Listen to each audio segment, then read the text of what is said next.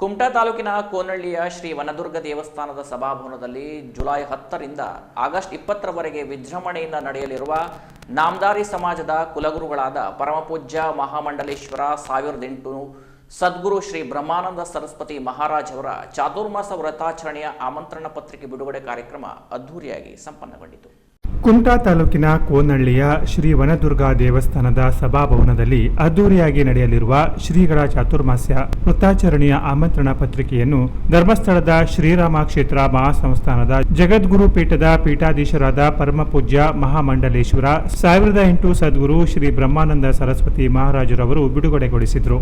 ನಂತರ ಮಾತನಾಡಿದ ಶ್ರೀಗಳು, ಸುಖದ ಮೂಲವೇ ಧರ್ಮ, ಧರ್ಮಾಚರಣೆಯೇ ಚಾತುರ್ಮಾಸ್ಯ, ವೃತ್ತಾಚರಣೆ ಈ ಆಚರಣೆ ಈ ಊರನ್ನು ಸಮೃದ್ಧಗೊಳಿಸುತ್ತದೆ. ಈ ಭಾಗ್ಯ ಈ ಬಾರಿ ಕುಮಟಾದ ಕೋನಹಳ್ಳಿಗೆ ಪ್ರಾಪ್ತವಾಗಿದೆ. ಗುರುಗಳನ್ನ ದುಡ್ಡು ಅಧಿಕಾರದಿಂದ ಗೆಲ್ಲಲು ಸಾಧ್ಯವಿಲ್ಲ. ಗುರುವಿಗೆ ಎಲ್ಲರೂ ಒಂದೇ. ಶ್ರದ್ಧಾಭಕ್ತಿಯ ಸೇವೆಯಿಂದಲೇ ಗುರುಗಳ ಸಾನ್ನಿಧ್ಯ ಪಡೆಯಬಹುದು. ಸಂಸ್ಕಾರ ಮತ್ತು ಜ್ಞಾನವನ್ನ ಬಿತ್ತುವ ಕಾರ್ಯ ಚಾತುರ್ಮಾಸ್ಯ ಮಾಡುತ್ತದೆ. ಸೂಜಿ ಮನೆಯಂತಿರುವ ಆತ್ಮ ನೂರಾರು ಶರೀರ ಪಡೆದು ವ್ಯಾಮೋಹದ ಮುಸುಕಿನಲ್ಲಿ ಸಿಲುಕಿರುತ್ತದೆ. ಆತ್ಮಕ್ಕೆ ಸಂಸ್ಕಾರದ ಮೂಲಕ ಪ್ರಜ್ವಲತೆ ನೀಡಬೇಕು. ಅದು ಧಾರ್ಮಿಕ ಆಚರಣೆಯ ಮೂಲಕವೇ ಸಾಧ್ಯ. ತ್ಯಾಗದಿಂದ ಸೇವೆ ಮಾಡಬೇಕು. ಅದಕ್ಕೆ ಚಾತುರ್ಮಾಸ್ಯ ಕಾರ್ಯಕ್ರಮ ಸದಾವಕಾಶ ಮಾಡಿಕೊಟ್ಟಿದೆ. ಮನುಷ್ಯನೇ ದೇವನಾಗುತ್ತಾನೆ. ಹಾಗಾಗಿ ಕಲ್ಮಶದಿಂದ ತುಂಬಿದ ಆತ್ಮವನ್ನು ಯೋಗ ಧ್ಯಾನ ಸಾಧನೆಯಿಂದ ಪವಿತ್ರ ಆತ್ಮವಾಗಿ ಪರಿವರ್ತನೆಯಾಗುವ ಮೂಲಕ ದೇವನಾಗುತ್ತಾನೆ ಎಂದು ಶ್ರೀಗಳು ನುಡಿದರು.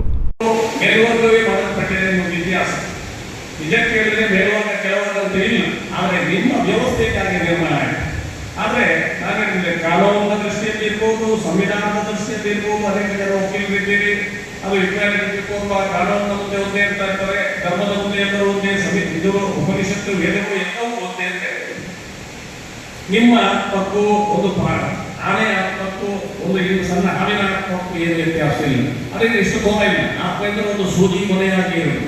ಆ ಆತ್ಮವನ್ನು ಪರಿಶುದ್ಧ ಮಾಡ್ತಕ್ಕಂಥ ಒಂದು ಪ್ರಕ್ರಿಯೆ ಏನಿದೆ, ಅದು ತಪಸ್ಸು, ಅದು ಧ್ಯಾನ, ಅದು ಮೆಡಿಟೇಷನ್, ಅದು ನಿಮ್ಮ ಶ್ಲೋಕಗಳಿರ್ಬೋದು, ಅವನೇ ಇರ್ಬೋದು, ಪೂಜೆ ಇರ್ಬೋದು. ನಿಮ್ಮ ಮನಸ್ಸಲ್ಲಿ ಅಂಟಿರ್ತಕ್ಕಂಥ ಈ ಮನಸ್ಸಿನ ಬುದ್ಧಿಯ ಒಳಪದ ಮತ್ತೆ ಹೊರಪದಲ್ಲಿ ಆಗ್ತಿರ್ತಕ್ಕಂಥ ಕೊನೆ ಇದೆ ಇಲ್ಲ, ಡಸ್ಟ್ ಇದೆ ಇಲ್ಲ, ಡಸ್ಟ್ ಅಂತ ಇರೇಸ್ ಮಾಡೋದೇ ಯೋಗ ಅಂತ ಹೇಳ್ತೇವೆ.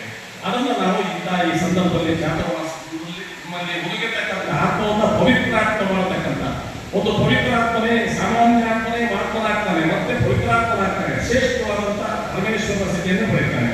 ಇವತ್ತು ನೋಡಿ, ವಿಶ್ವದಲ್ಲಿ ಇರ್ತಕ್ಕಂಥ ಅನೇಕ ಧರ್ಮಗಳಿವೆ, ಅನೇಕ ದೇಶದಲ್ಲಿ. ಆದರೆ ಭಾರತೀಯ ಸನಾತನ ಧರ್ಮ ನಿಮ್ಮನ್ನು ಭಗವಂತನನ್ನಾಗಿ ಮಾಡಿದೆ. ಒಬ್ಬ ಮನುಷ್ಯನೇ ಭಗವಂತ. ರಾಮನು ಮನುಷ್ಯನಾಗಿ ಹುಟ್ಟಿದ, ಕೃಷ್ಣನು ಮನುಷ್ಯನಾಗಿ ಹುಟ್ಟಿದ, ಪರಶುರಾಮನು ಎಲ್ಲ ಮನುಷ್ಯನಾಗಿ ಹುಟ್ಟಿದವರು. ಆದರೆ ಸಾಕ್ಷಾತ್ ಒಂದು ದೇವರೇ ಎಂಬ ಅವರ ತಪಸ್ಸಿನ ಮುಖಾಂತರ ಅವರಿಗೆ ಅಭಿಷೇಕ ಶಕ್ತಿಯನ್ನು ಕೊಂಡ್ಕೊಂಡು ಬಂದಿದೆ ಮೇಲ್ಲೋಕದಿಂದ. ಮತ್ತೆ ಅದನ್ನು ವೈಡನ್ ಮಾಡಿದ ತಮ್ಮ ತಪಸ್ಸಿನ ಅನುಷ್ಠಾನ. ರಾಮನು ಎದ್ದು 4 ಗಂಟೆಗೆ ತಪಸ್ಸು ಮಾಡ್ತಾರೆ, ಕೃಷ್ಣನು ಎದ್ದು 4 ಗಂಟೆಗೆ ತಪಸ್ಸು ಮಾಡ್ತಾರೆ. ಯಾಕೋ ಸಮಯ ಭಗವಂತನ ಅಲ್ವಂತೆ.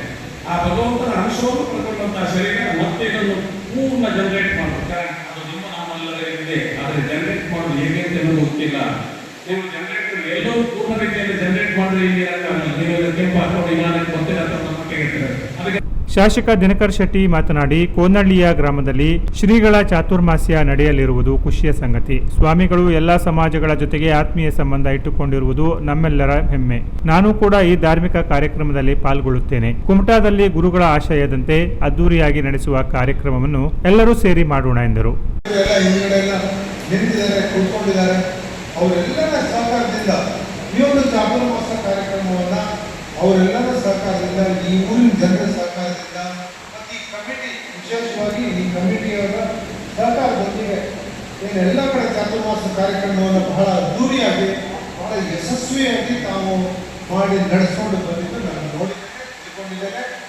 ಇದಕ್ಕೂ ನಾವು ಕಡಿಮೆ. ಮಾಜಿ ಸಚಿವರಾದ ಶಿವಾನಂದ ನಾಯ್ಕ್ ಮಾತನಾಡಿ, ನಮ್ಮ ಜಿಲ್ಲೆಯಲ್ಲಿ 2ನೇ ಚಾತುರ್ಮಾಸ್ಯ ಕಾರ್ಯಕ್ರಮ ಕುಮಟಾದಲ್ಲಿ ನಡೆಯಲಿದೆ. ಹಿಂದುಳಿದ ಸಮಾಜವು ಧಾರ್ಮಿಕವಾಗಿ ಮುಂದುವರಿಯುವ ಮೂಲಕ ಎಲ್ಲರೂ ಒಗ್ಗಟ್ಟಾಗಿ ಸಮಾಜವನ್ನು ಬಲಗೊಳಿಸುವ ಕಾರ್ಯಕ್ಕೆ ಗುರುಗಳು ಹೆಜ್ಜೆ ಇಟ್ಟಿದ್ದಾರೆ. ಎಲ್ಲ ಸಮಾಜಗಳಂತೆ ನಾವು ಸರಿಸಮಾನವಾಗಿ ಬೆಳೆಯಬೇಕು. ಹಿಂದೂಗಳಾದ ನಾವು ಧಾರ್ಮಿಕವಾಗಿ ಮುಂದುವರಿಯುವ ಜೊತೆಗೆ ಶೈಕ್ಷಣಿಕವಾಗಿಯೂ ಅಭಿವೃದ್ಧಿಯ ಚಿಂತನೆಯನ್ನ ಸಮಾಜ ಮಾಡಬೇಕು. ಗುರುಗಳ ಮಾರ್ಗದರ್ಶನದಲ್ಲಿ ನಾವೆಲ್ಲರೂ ಸಮಾಜವನ್ನು ಇನ್ನಷ್ಟು ಬಲಗೊಳಿಸೋಣ ಎಂದರು. ನಾವು ಸ್ವಾಮಿ ಮಂಡ ಇದೆಲ್ಲ ನೋಡಿದವರ ತುಂಬ ನಮಗೆಲ್ಲ ಹೊಸದು. ಇತ್ತೀಚಿನ ದಿವಸದಲ್ಲಿ ಮಾತ್ರ ನಾವು ನೋಡ್ತಾ ಇದ್ದೇವೆ. ಇತ್ತೀಚಿನ ದಿವಸದಲ್ಲಿ ನೋಡಿದ್ರು ಕೂಡ ನಾವು ಯಾವುದೇ ಸಮಾಜಕ್ಕೆ ಕಮ್ಮಿ ಇಲ್ಲ, ಎಲ್ಲವರಿಗೂ ಸರಿಸಮಾನಾಗಿ ಹೆಜ್ಜೆ ಇಡ್ತಿರೋದನ್ನು ನೋಡಿದ್ರೆ ತುಂಬ ಸಂತೋಷ ಆಗ್ತದೆ. ಯಾಕೆಂದರೆ ನಾವು ಬೇರೆ ಒಂದು ಸಮಾಜಕ್ಕೆ ತೋರಿಸಲಿಕ್ಕಾಗಿ ನಮ್ಮ ಧಾರ್ಮಿಕ ಕಾರ್ಯದಲ್ಲಿ ನಾವು ತೊಡಗಿಸಿಕೊಳ್ಳುವುದಲ್ಲ. ಬೇರೆ ಸಮಾಜದ ಜೊತೆಗೆ ಅವರಂತೆ ನಾವು ಕೂಡ ಆಗಬೇಕು, ಅವರಂತೆ ನಾವು ಎಲ್ಲ ಕ್ಷೇತ್ರದಲ್ಲಿ ಮುಂದುವರಬೇಕು ಹೇಳ್ಕೊಳ್ಳುವಂಥ ಒಂದು ಉದ್ದೇಶದಿಂದ ಆಗ್ತಾ ಇರುವಂಥ ಕಾರ್ಯಕ್ರಮ ಚಾತುರ್ಮಾಸ ಕಾರ್ಯಕ್ರಮ ತುಂಬ ಒಳ್ಳೆಯ ಕಾರ್ಯಕ್ರಮ. ಇದರಲ್ಲಿ ನಮ್ಮ ಸಮಾಜದವರು ಭಟ್ಕಳದಲ್ಲಿ ಹೋದ ವರ್ಷ ಬಹಳ ಚೆನ್ನಾಗಿ ಆಚರಣೆ ಮಾಡಿದ್ರು.